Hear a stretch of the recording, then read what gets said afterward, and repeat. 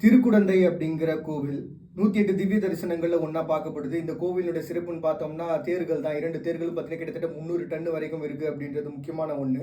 அதே மாதிரி நம்மாழ்வார்கள் ஆழ்ந்த சிந்தனையில இருந்த சமயத்துல கிட்டத்தட்ட 3990 பாடல்கள் இந்த இடத்துல பாடியிருக்காங்கன்றது முக்கியமான ஒண்ணா இருக்கு.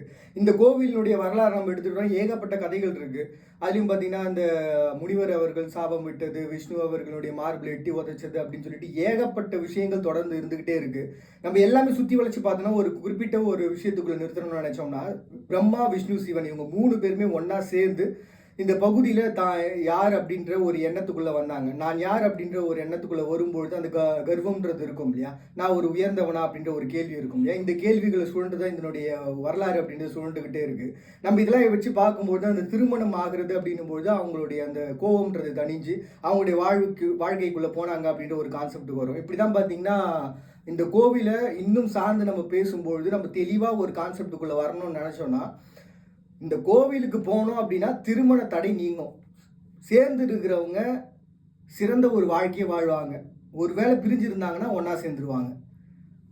ஒருத்தன் வாழ்க்கையில நல்லா வாழணும்னு நினைச்சானா அதுக்கு கட்டமே பார்த்தீங்கன்னா திருமணம் தான். வாழ்க்கையினுடைய ஒரு பெரிய டர்னிங் பாயிண்ட் அப்படின்றது திருமணம் தான். எவன் ஒருத்தனால ஒரு பொண்ணை வச்சு வாழ முடியுமோ, எந்த ஒரு பொண்ணால ஒருத்தனை வச்சு வாழ முடியுமோ, அப்படி ஒரு நம்பிக்கையை வாழ்க்கையில எடுத்துட்டு வந்துட்டோம் அப்படின்னா, நம்ம வாழ்நாள் முழுக்கவும் பார்த்தீங்கன்னா, ஒரு நம்பிக்கை கொண்டு நம்மளால வாழ முடியும். அப்படி ஒரு நம்பிக்கைன்றது நமக்குள்ள வேணும் அப்படிங்கிற ஒரு கான்செப்டையும், நம்ம யாருமே உயர்ந்தவங்கன்னு சொல்லிக்க வேண்டிய அவசியம் இல்ல. உயர்ந்தவங்க நாம யாருன்றத மக்கள் தான் சொல்லணும் அப்படின்ற ஒரு கான்செப்டையும் முன் வச்சு, நம்ம வாழ்க்கை அதிசிறந்த ஒரு வாழ்க்கை அப்படின்றத புரிய வைக்கணுன்றதுக்காக தான் இந்த மங்கள சாசனம் இது எல்லாமே நிகழ்ந்த ஒரு இடமா பார்க்கப்படுது.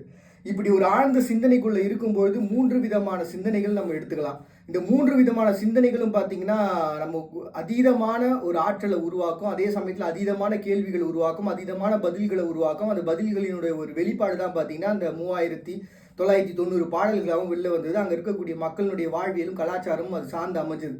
அப்படி இருக்கிற பட்சத்தில் நமக்கு எல்லா விதமான குழப்பங்களும் தீர்ந்து வாழ்க்கையில ஒரு நம்பிக்கை கிடைக்கக்கூடிய ஒரு இடம். அந்த நம்பிக்கை தான் பார்த்தீங்கன்னா திருமணம் அப்படின்னு சொல்லி கொண்டு வந்து நிறுத்திருக்காங்க. இப்போ அந்த காலகட்டத்துக்கு ஏற்ற மாதிரி பார்த்தீங்கன்னா வாழ்க்கைன்ற ஒரு நம்பிக்கைக்குள்ள வந்துடுறாங்க. ஸோ நம்ம இந்த கோவிலுக்கு போனோம், திருக்குடந்தையில் இருக்கக்கூடிய கோவிலுக்கு போனோம் அப்படின்னா நம்ம வாழ்க்கைக்கு ஒரு பெரிய நம்பிக்கைன்றது கிடைக்கும். அது பல பேருக்கு வந்து திருமணமாகவும் பல பேருக்கு தன்னுடைய வாழ்க்கையினுடைய இலக்காகவும் இருக்கும். இதுதான் 108 திவ்ய தேசங்கள் ஒன்றா சிறந்த ஒன்றாகவும் பார்க்கப்படுது. மறுபடியும் ஒரு அழகிய திறன் சந்திக்கிறேன். நான் அவங்க பாண்டியா.